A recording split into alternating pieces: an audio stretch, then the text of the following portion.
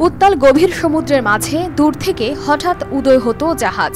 মাস্তুলের মাথায় থাকতো না দেশের পতাকা, তার বদলে কালো কাপড়ের মধ্যে মৃত মানুষের মাথার খুলি ও আড়াআড়িভাবে দুটি হাড় আঁকা থাকতো। এটা দেখতেই ভয়ঙ্কর লাগতো। তা দেখে ভয়ে আঁতকে উঠত সাধারণ জাহাজের ওয়াচকিপিং এর দায়িত্বে থাকা নাবিকরা, কারণ ওই কালো পতাকা দেখেই বুঝে ফেলতো এটা জলদস্যুদের জাহাজ। এর কিছুক্ষণ পরে নিরীহদের উপর কামান পিস্তল নিয়ে আক্রমণ করে সব মূল্যবান জিনিস ছিনিয়ে নিত। অদ্ভুত সব ভয়ঙ্কর পোশাকে থাকতো তারা। আজও পাইরেট বা জলদস্যু শব্দটি শুনলে সিনেমায় দেখা সেই সব ভয়ানক চিত্রই ভেসে ওঠে মনের কোণে। সিনেমার সেরকম চিত্রের মতো না হলেও বাংলাদেশে আছে ভয়ঙ্কর জলদস্যু। স্বাভাবিক জীবনে ফিরে আসতে এবার স্বরাষ্ট্রমন্ত্রীর কাছে অস্ত্র ও গোলাবারুদ সহ আত্মসমর্পণ করেছে কুখ্যাত এই জলদস্যুদের একটি অংশ। তারা চট্টগ্রাম ও কক্সবাজার জেলার উপকূলীয় অঞ্চলে দস্যুতা করত। আত্মসমর্পণকারীদের মধ্যে একজন নারী জলদস্যুও রয়েছেন। প্রায় আজকে 10 বছর ধরে আমি অপরাধ জগতে জড়িত, সাগর জলদস্যুর সাথে জড়িত। আমরা চাই এই জীবন চাই না আমরা অনেক কষ্ট জীবন, মাসের পর মাস 15 দিন এবং 2 মাস 3 মাস সংসার এবং চোখে দেখি না। সাংবাদিক আকরাম ভাইয়ের মাধ্যমে আত্মসমর্পণ করার সুযোগ পাই স্বরাষ্ট্রমন্ত্রী এবং র্যাব 7-এর কাছে। অনেক বছর এগুলা করলাম, কিছু করতে পারিনি। বউ বাচ্চা নিয়ে ঘুমাইতে পারি না, ভাই বোনের সাথে ঘুমাইতে পারিনি। ইদানিং ভিতরে সাথে একটা ঘোষণা দিয়েছে আত্মসমর্পণ জলদস্যু।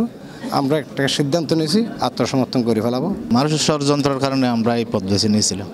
তো এখনও এই আত্মসমর্পণ করছি যে ওই বিভিন্ন হয়রানির থেকে বাঁচার জন্য। আমি বন্ধু বান্ধব নিয়ে আত্মসমর্পণ করছি। তারপরে বালাপথত আলোর পথত আইয়ের অন্ধকার জীবনোত্তর বালা হইতে চাই। বৃহস্পতিবার চট্টগ্রামে পতেঙ্গা র্যাব 7-এর সদর দপ্তরে প্রথমবারের মতো আত্মসমর্পণ করেছেন 50 জন জলদস্যু।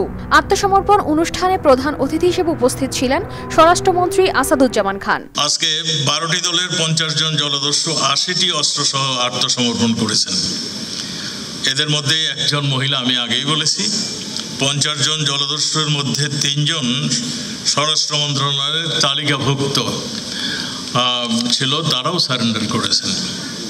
এছাড়া ফোর্সের তত্ত্বাবধানে আমি আগেই বলছি 314 জন সর্বহারা ওই সিরাজগঞ্জে সারেন্ডার করেছিল, সেটা আমি আগেই বলেছি।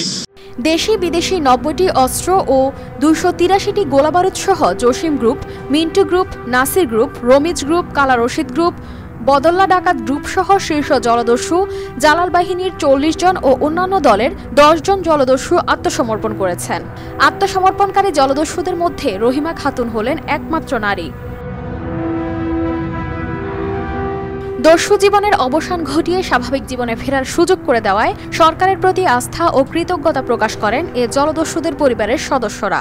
আর জামাই বুদুন খুশি, আর নিরাপত্তা লাই ফুয়াশা লইরে জামাই দলের সুন্দর করে নিরাপত্তা থাকে পাল্লাই আইন মাননীয় প্রধানমন্ত্রীত্ব না জামাই মুক্ত চাই। আমার স্বামী আগে অন্ধকার জীবনের মতন পালাতক ছিল, আমি অনেক কষ্ট পেয়েছি।